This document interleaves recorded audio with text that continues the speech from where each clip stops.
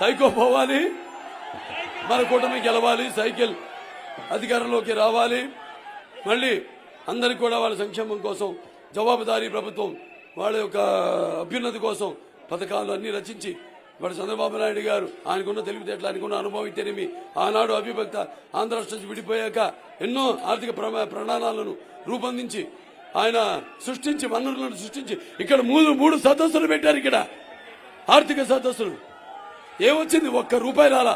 అసెంబ్లీలో మేము అడిగాం, మా ముందు పెట్టండి. ఎన్ని ఎంఓయూలు సైన్ చేశారు, ఎన్ని పరిశ్రమలు వస్తున్నాయంటే మా ముందు పెట్టలేదు. ఒకటే గుర్తుంచుకోండి, మరి ఈ నాయకులు ఎవరైతే ఉన్నారో బొత్స సత్యనారాయణ 24 సంవత్సరాలుగా ఉన్నాడు. అలాగే మన ధర్మాన్ ప్రసాద్ ఎన్ని 34 సంవత్సరాలా, అతను తమ్మినేని సీతారాము అతనేమో 40 సంవత్సరాలు. ఈ అమర్నాథ్ విడివేడ అతనేమో 50 సంవత్సరాలు. అలాగే బాబురావు అయితేనేమి, లేకపోతే ఈ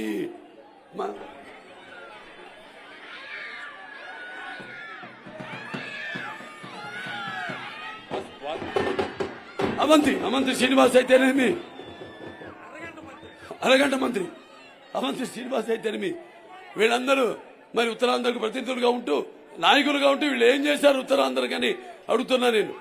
కాబట్టి మీరందరూ గతంలో చేసిన అభివృద్ధి కార్యక్రమాలు, సంక్షేమ పథకాలన్నీ కూడా దృష్టిలో పెట్టుకుని మీ భవిత కోసం, మీ యొక్క రాష్ట్ర భవిత కోసం, మీ యొక్క భావితరాల భవిత కోసం ఒకటి సైకిల్ గుర్తుకి మా అల్లుడు, మీ అందరికి నేను అల్లుడు, ఏం ఆడపడుచు, మీకు అన్నగారు అయితే నేను అవుతా మీకు.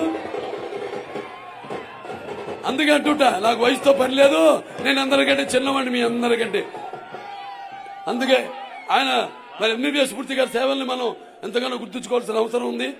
ఆయన మొత్తం పార్టీకి ఒక తలలో నాలుకగా, అలాగే ఎన్నోసార్లు ఒక ప్రజాప్రతినిధిగా, అటు రాజ్యసభ మెంబర్గా, లోక్సభ మెంబర్గా అయితేనేమి ఎన్నలేని సేవలు అందించారు. వాళ్ళ గీతం ప్రెసిడెంట్ గా ఆయన ఉన్నారు. అలాగే మా Basavatarak Indo American cancer hospital research institute లో బోర్డు మెంబర్ గా ఉన్నారు, డైరెక్టర్ గా ఉన్నారు. ఆయన మా పెద్దమ్మాయితో పాటు, బ్రహ్మణితో పాటు ఇలా అటు ఎన్నో సేవలు అందిస్తారు.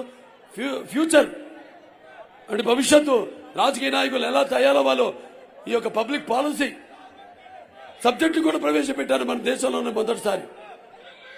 అది మనకు కావాల్సిన ముందు చూపు. మన భవిష్యత్ తెలుగుదేశం పార్టీ నాయకులను, కార్యకర్తల నుంచి నాయకులు పుడతారు. ఆ శుశ్రూషణ, ఆ శిక్షణ ఇచ్చే కోర్సుని ప్రారంభించారు. సో యువకుడు అందరికి ఎప్పుడు అందుబాటులో ఉండే ఎంతో ఓర్పు, నాకంటే చాలా ఓర్పు ఉంది.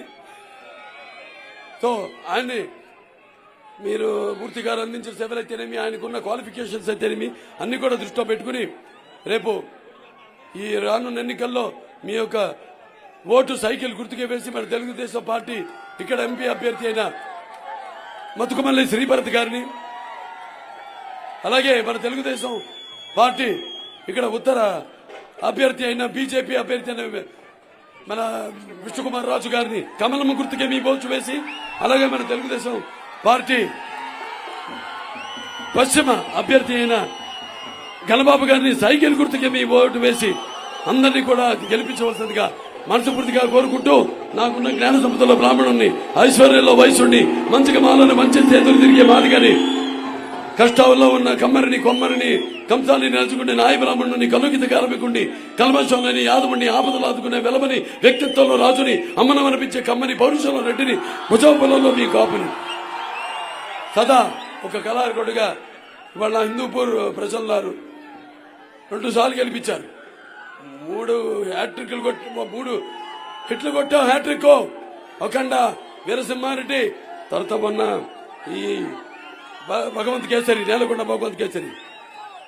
ఇప్పుడు నా హిందూపూర్ నియోజకవర్గ ప్రజలకు ఆశీస్సులు, కళాకారుడుగా మీ అందరి ఆశీస్సులు కూడా సదా నా వెంట, నీడలా నా వెంట ఉంటుందని ఆశిస్తూ, నమ్ముతూ నేను ఇక్కడ సెలవు తీసుకుంటున్నాను.